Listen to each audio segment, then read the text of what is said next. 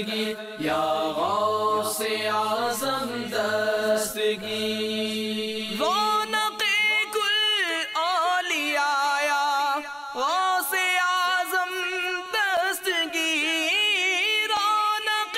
کل اولیاء یا غوث اعظم دستگیر پیشوائے اصفیاء پیشوائے اصفیاء یا غوث اعظم دستگیر یا غوث اعظم دستگیر یا غوث اعظم دستگیر یا غوث اعظم دستگیر۔ ماشاءاللہ یہ دوستوں نے کاوش کی، اللہ تعالیٰ قبول فرمائے اور ان کو دن دگنی رات دگنی ترقی عطا فرمائے۔ یہ یونٹی کا جو کیمپس ہے یہ 2005 میں یہاں پہ اسٹارٹ ہوا ہے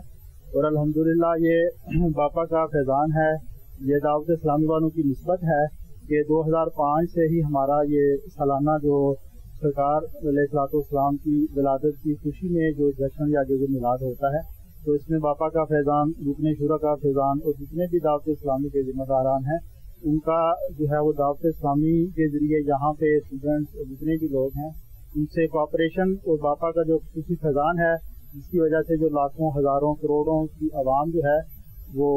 اس مدنی ماحول کے ذریعے جو ہے وہ گناہ گار سے جو ہے وہ نیکیوں میں جو ہے ان کا سارا سلسلہ جو ہے وہ تبدیل ہو رہا ہے۔ اللہ رب العزت سے دعا ہے کہ اللہ تعالیٰ اس